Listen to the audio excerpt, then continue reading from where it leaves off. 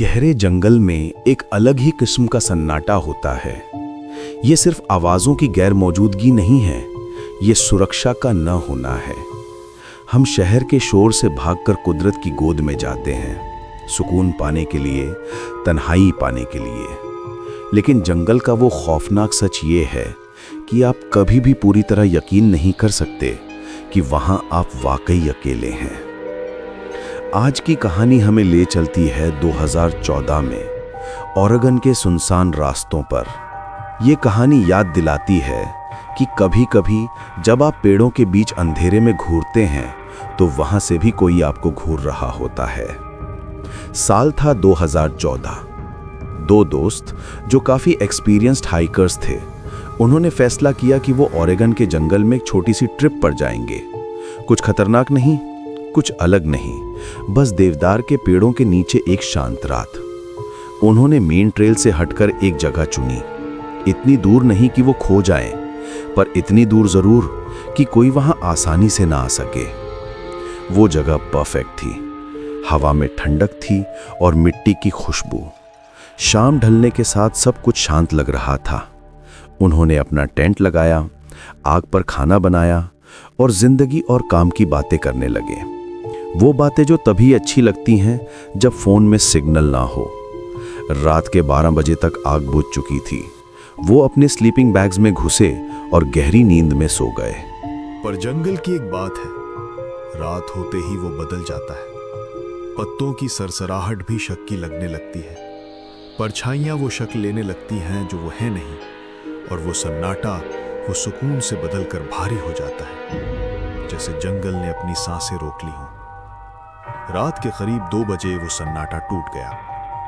Narrator की आंख अचानक खुल गई, धीरे से नहीं बल्कि वैसे जैसे कोई खतरा महसूस होने पर खुलती है। कदमों की आवाज, और ये किसी जानवर की आवाज नहीं थी। ये किसी रैकून या हिरन के चलने की आवाज नहीं थी। ये कदम धीमे थे, भारी थे। ये इंसानी कदम थे। वो अंधेरे में आंखें फाड़े सुन्न पड़ गया। Crunch, step, crunch, step. हर कदम मिट्टी में ऐसे धस रहा था जैसे वो इंसान बहुत भारी हो। उसका दिमाग जवाब ढूंढने लगा। कोई खोया हुआ हाइकर, कोई रेंजर। पर उसके अंदर का डर चीख चीख कर कह रहा था नहीं, क्योंकि वो कदम ट्रेल की तरफ नहीं जा रहे थे, वो उनके टेंट की तरफ आ रहे थे। अब वो कदम टेंट के चक्कर लगाने लगे, धीरे धीरे, जानबूझकर, जैसे कोई शिकार को परख रहा हो। उसका दोस्त भी जाग गया। किसी ने कुछ नहीं कहा, पर दोनों ने उसे महसूस किया, उस मौजूदगी को। फिर अचानक वो कदम रुक गए, बिल्कुल नरेटर के सर के पास, टेंट की दीवार के उस पार।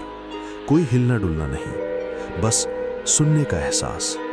बाहर वाले की सांसें अजीब थीं, बहुत धीमी, बहुत कंट्रोल्ड, जैसे वो उस पल का मजा ले रहा हो। नरेटर ने धीरे से अपने दोस्त का नाम लिया।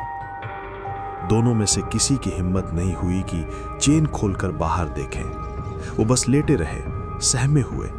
सेकंड्स मिनट्स की तरह लगने लगे, और तभी आखिरकार उसके दोस्त ने फुसफुसाते हुए पूछा, कौन है वहां? कुछ पल की जानलेवा खामोशी छा गई। कुछ नहीं बोला, और फिर टेंट के पतले कपड़े के बिल्कुल उस पार से एक भारी मर्दाना आवाज आई, मैं तुम्हें सूरज ढलने के वक्त से देख रहा हूं। वो आवाज गुस्से में नहीं थी, ना ही नशे में लग रही थी। वो आवाज संतुष्ट थी। इसका मतलब वो वहां घंटों से था, उन्हें टेंट लगाते हुए देख रहा था, उन्हें खाते हुए देख रहा था, उनकी बातें सुन रहा था। वो अंधेरे पेड़ों के बीच खड़ा था जब वो हंस रहे थे, बिल्कुल बेखबर। वो भागा नहीं, उसने कोई जल्दबाजी नहीं की, वो बस चलता बना, एक कदम, फिर दूसरा, जब तक कि आवाज अंधेरे में गायब नहीं हो गई। उन्होंने सुबह का इंतजार नहीं किया, कांपते हाथों से सामान उठाया, कुछ फोल्ड नहीं किया, बस भागे। हेडलैम्प्स की रोशनी जंगल को काट रही थी। हर कुछ मिनट में वो रुकते, लाइट बंद करते और सुनते, क्योंकि ऐसा लग रहा था कि वो अभी भी वहीं है, अंधेरे के जरा सा पीछे, देख रहा है। जब वो सुबह रेंजर स्टेशन पहुंचे, थके हुए और डरे हुए, तो उन्होंने रेंजर को सब बताया। उन्हें लगा रेंजर यकीन नहीं करेगा, कहेगा कि कोई मजाक था, पर रेंजर ने मुस्कुराकर बात नहीं टाली। उसने बस एक गहरी सांस ली, धीरे से, और कहा, तुम पहले नहीं हो जिसके साथ ये हुआ है। कई हफ्तों से कैंपर्स ये रिपोर्ट कर रहे थे कि उस इलाके में कोई आदमी छुप कर रह रहा है। छोटी मोटी चीजें चुराना, रात को टेंट्स के पास आना और लोगों को सोते हुए देखना। उन्होंने उसे ढूंढा, पर जंगल बहुत बड़ा है और वो जो कोई भी था, वो उस जंगल को उनसे बेहतर जानता था। वो उन्हें कभी नहीं मिला।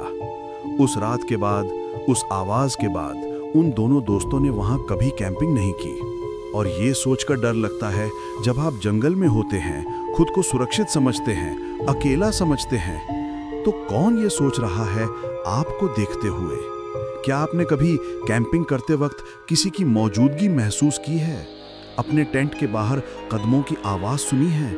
या जंगल में कुछ ऐसा देखा है जिसका कोई जवाब नहीं? अपनी कहानी कमेंट्स में बताएं। मैं हर एक कमेंट पढ़ता हूं। Stay safe.